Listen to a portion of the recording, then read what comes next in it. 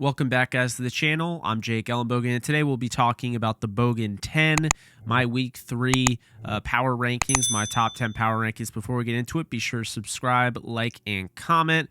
But let's dive right in. Number 10 is going to be the Green Bay Packers. They came off a win against the Detroit Lions and then went into a hostile environment in San Francisco. And albeit it was a tough one, they pulled it out on Sunday Night Football. Aaron Rodgers is playing great football. Of course, you have Aaron Jones, Devontae Adams. The defense is starting to somewhat come together. The Packers come away at 2-1 at 10th place. Moving on to the 9th spot, it's the same thing as last week. We have the Denver Broncos, who are coming off a 26-0 upset. I'm kidding. Over the Jets. Look, the Jets, I thought, played very tough on defense, but when you look at the Broncos, they're getting a lot of stability at the quarterback position via Teddy Bridgewater. Despite the fact that Jerry Jeudy's out, the running back duo of Melvin Gordon and Javonte Williams has been something to watch. And on top of that, they're getting Noah Fant and, of course, Courtland Sutton involved. That defense is still as fierce as ever. They come in at 9.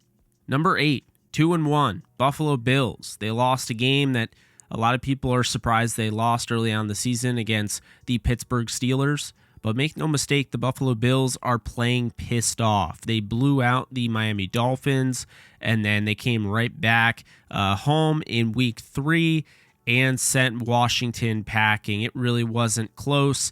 Ended up being a 43-21 outburst against the Washington football team. Josh Allen's playing some fantastic football. Emmanuel Sanders was great, catching 2 touchdowns. On top of that, they're getting Zach Moss and Devin Singletary integrated with the offense. Dawson Knox is playing good football as well. And then you look at that defense, and of course, rookie Gregory Rousseau, the first-round pick, is already off and running with the type of start he's having. That is a tough team right now, and they come in at 8.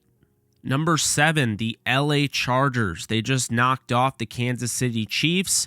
After winning the first game against Washington on the road, they fell at home against Dallas, but they came right back to Kansas City and knocked off Patrick Mahomes and the Chiefs. Mahomes and the Chiefs lose 2 straight, and they fall out of my top 10. The LA Chargers force a ton of turnovers in this one.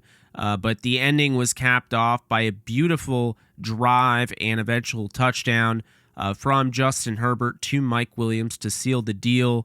Chargers at 2-1. They actually join the top 10, just like the Bills, newcomers here, and they're at 7. Number 6, they are staying in this top 10. They're moving up a rung.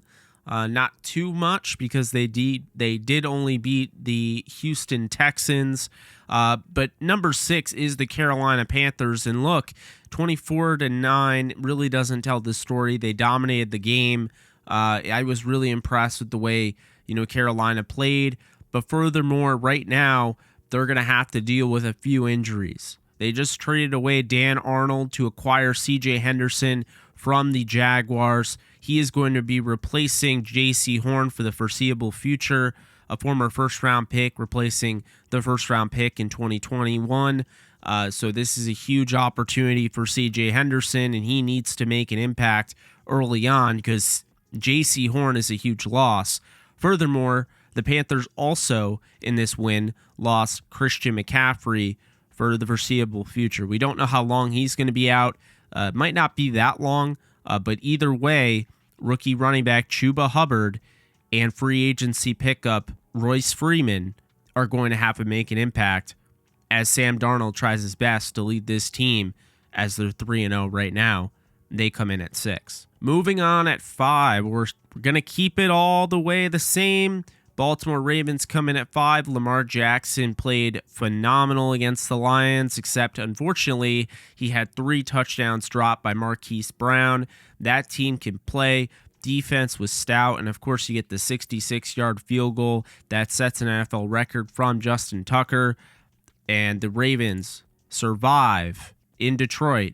They come in at 5. Moving on at 4, beating the Miami Dolphins 31-28 in overtime. Wasn't easy. Derek Carr threw a really bad interception, but the way he was able to bounce back, the way the Raiders rallied around him was very impressive. They're getting contributions from Ruggs and Edwards in the receiver room. On top of that, you have a great slot receiver in Hunter Renfrow, who's been huge, and not to mention Darren Waller. I like the Raiders moving forward. They're starting to be legit, and they come in at 4. Number 3 is the Arizona Cardinals, 3-0, and they had quite the win against the Jaguars on the road. Quite the win is maybe an understatement. It was crazy. They started off really not playing that well. They were able to rally back and end up winning 31-19, forced Trevor Lawrence into making a few turnovers. And of course, you had Kyler Murray coming through in the clutch, as well as James Conner with a rare 2-touchdown performance. Cardinals come in at 3. And then moving over to number 2, Tampa Bay is going to stay here at number 2. I do believe they are the second best team. I said that coming in. The Los Angeles Rams beat them pretty comfortably, but Tampa Bay is a very good team, so they're not going to drop here at 2-1. They're going to stay at 2 until I see more out of Arizona, Vegas, and others. And last but certainly not least, the best team in the NFL since week 1, in my opinion, the Los Angeles Rams.